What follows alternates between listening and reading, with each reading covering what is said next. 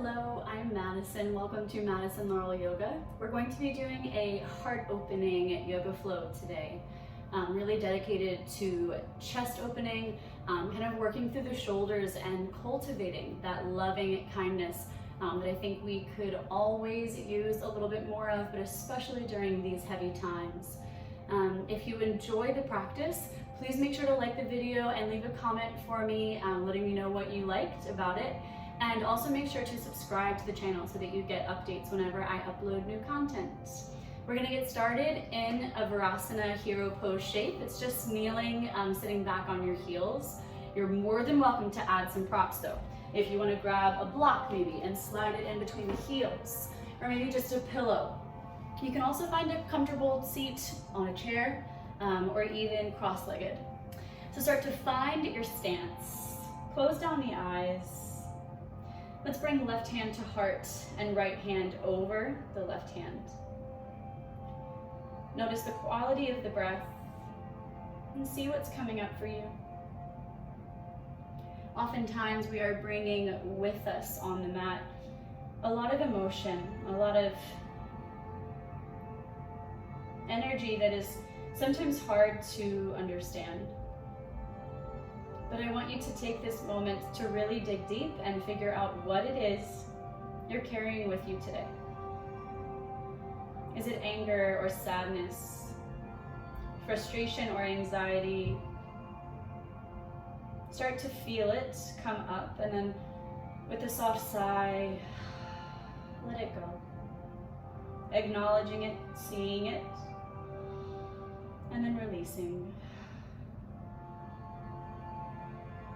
This practice is going to be dedicated to building that love and compassion within ourselves so that we can express it outward.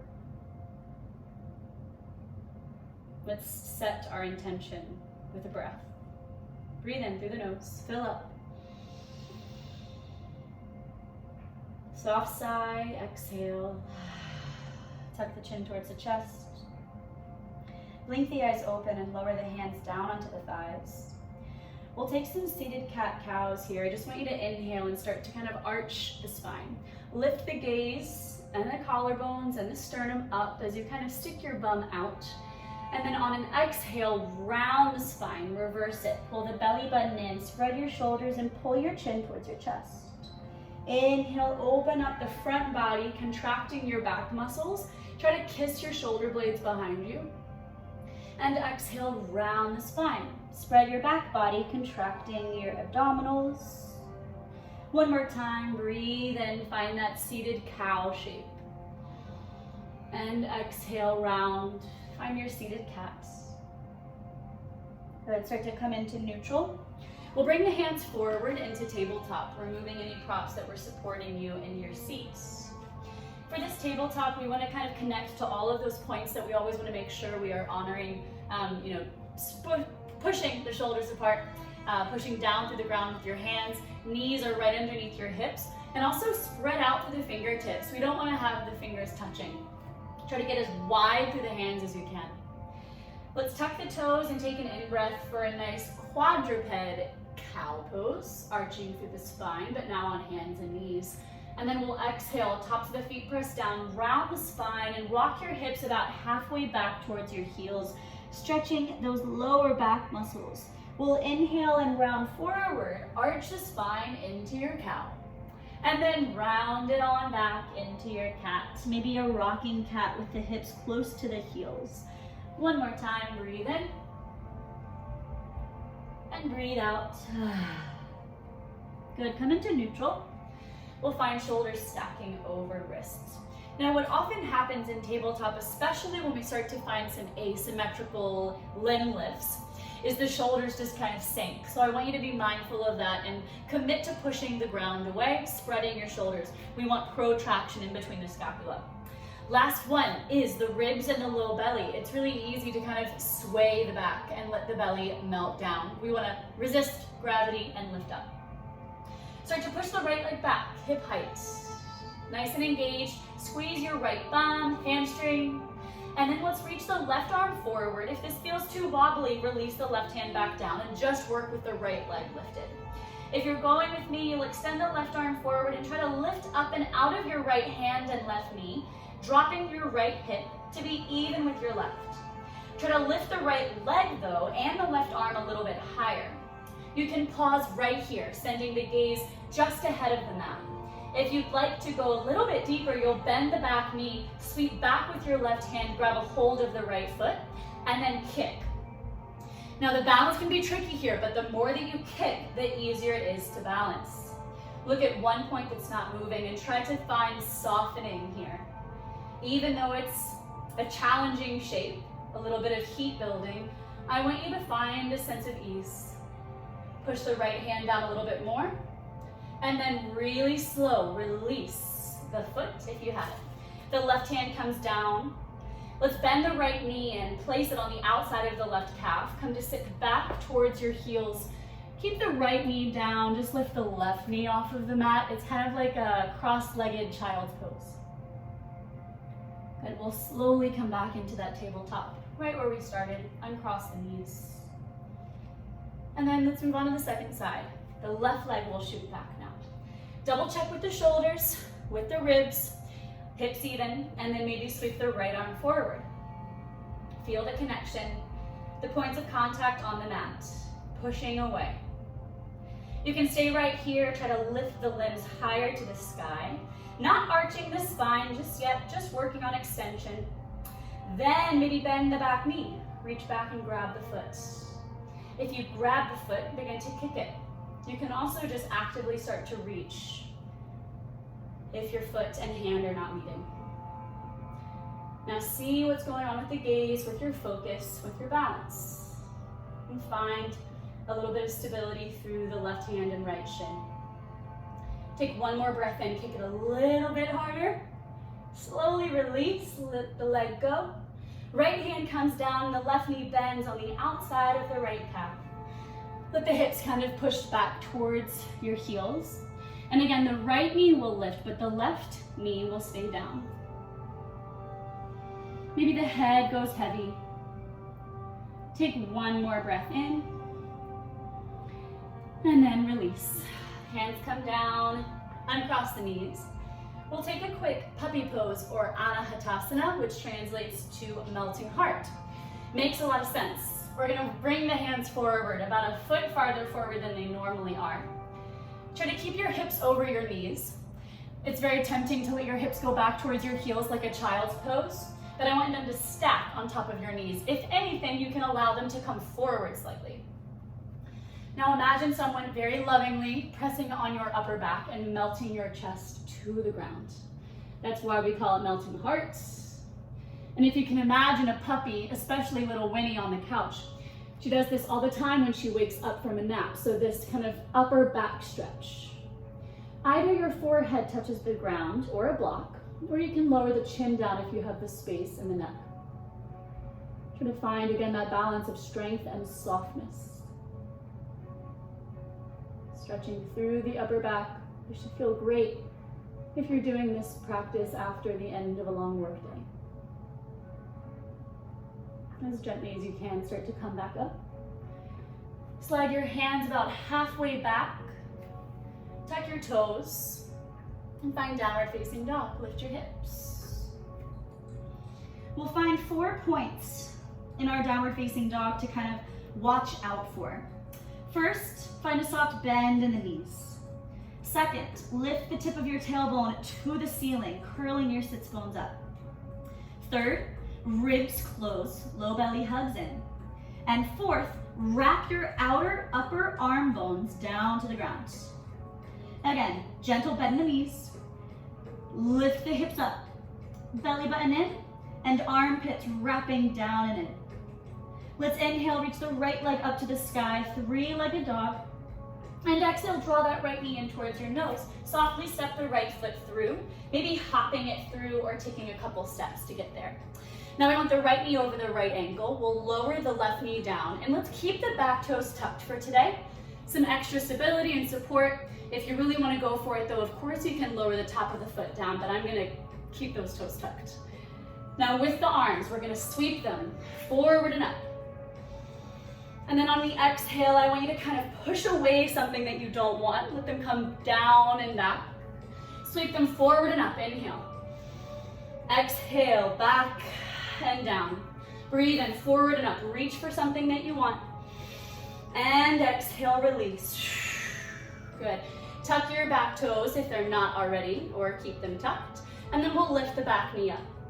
I want you to push the ground away and let the right foot just go back to meet your left. So you're in a plank pose. Spread the shoulders. Engage through your core. Breathe in. And exhale. Tap your knees down and lower all the way onto your belly. Let's find a Sphinx pose. Lower the forearms down onto the mat. The elbows are right underneath your shoulders. Feet can be as wide as the mat, and I want you to press into your feet, knees, engage your quads, and push into your pubic bone, kind of like you're dragging your tailbone down, and your glutes should engage there. So instead of having sleepy legs and glutes, I want you to really push down and firm up. Look at your elbows, make sure they're right underneath your shoulders. And your elbows, forearms, and hands are also shoulder width distance apart, meaning parallel to one another, right? Not crisscrossing or diagonal. I want you to find this bright chest. Spread your collarbones open and wide. And maybe imagine as if you could kind of slide your elbows back to touch your rib cage, to touch your hips, to touch your toes. That's the action that we want. Now, while you're not literally sliding your forearm back, it's just that isometric pull. So imagine as if you were doing that. It's just the action, it's the energy. Don't lose the engagement in your lower kind of half. Those glutes and legs are working, protecting your lower back. Take one more breath in. Keep dragging isometrically your elbows back. And then exhale and release. Bring your hands next to your lowest ribs, tuck your toes, go through child's pose to downward facing dog or straight to down dog. Double check, soft bend the knees. Feel your down dog, lift the tip of the tailbone up to the sky. Belly in, ribs closed, and outer arm bones reaching. Triceps reaching towards the ground. Let's breathe in and reach your left leg up and back. Three-legged dog. And then just exhale, draw that knee into the nose, and maybe in one step or a few steps, drop the left foot in between the thumbs. Your back knee comes down. Keep the back toes tucked if you'd like, and start to sweep the arms forward and up with an inhale. And then we'll exhale and let the arms come back and down. Breathe in. Reach forward for love, for compassion, for kindness. Exhale to do away with anything that is not that. Let all of that hate go. All of that self-judgment go. Breathe in, arms up. And exhale, release. Let the hands come down, lift your back knee, and push into the mat so that your left foot can come back to meet your right. Inhale. Strong core. One more breath in. And exhale, tap your knees down, lower onto your belly, nice and slow. We're gonna come into Shalabhasana or locust pose. Again, legs can be as wide as the mat. It's a fun variation to kind of switch it up through the legs. But your arms are going to swim behind you. Palms facing down, pinky fingers in towards your thighs. Now start to push into the pubic bone, engage your legs, quads squeeze, maybe the kneecaps lift off of the mat. And then start to lift the arms, head, and chest up. Keep lifting a little bit higher. Pull the belly button in and don't lose that engagement in your lower body. Lift a little bit more. And quickly release. Just a quick rest before we lift back up again. Now you're welcome to stay right here. Two options. You can hold here, or if you're ready for a little bit more work, lift the legs. See what it's like to lift the legs and the arms at the same time. If you want even more, bend the knees. Grab a hold of the ankles or the feet and start to kick the feet back into the hands. Upward facing dog. Make sure that you can breathe deeply. And again, we're working on this open heart. We're working on spreading the collarbones, on shining the chest forward, building a little bit more love on the inside so we can share it with the outside. Take one more inhale, kick a little bit more. And then with a lot of ease, release. Don't slingshot the legs. Let it go. Bring your hands underneath your armpits and just kind of sway the hips side to side. We'll push into the hands and let the hips come back towards the heels. Child's pose. Big toes touch. Rest the forehead either onto maybe a block, or if it touches the ground, awesome. Completely give in to the mat and stay in your child's pose. Again, just kind of feeling the difference in your body and your energy, your mood, and of course your breath. Notice if there's a little bit more love and kindness that you've been able to expose yourself to. And maybe right now, right here, identify one person that you can kind of pass that love on to, that you can share the benefits of your practice with. And I know sometimes it seems like we just don't have enough hours in the day to step on our mat. But recognize how you feel right now and remind yourself that you always have 5 minutes, 10, even 15 to just move the body and slow down and pay attention to you. We'll end our time together here. Just take one final breath together. Inhale, inhale, inhale. And exhale. Release. You can slowly roll up, careful with your neck. I'm so grateful for all of you for sharing your energy with me. Thank you so much for showing up for your practice. Again, if you enjoyed the practice, make sure to like and leave a comment, and also subscribe to the channel. Pass this video along for anyone who do you think maybe could use a little bit of love and kindness. I bet you have someone in your life. Winnie and I are very grateful for you. Again, we'll see you next time. Bye.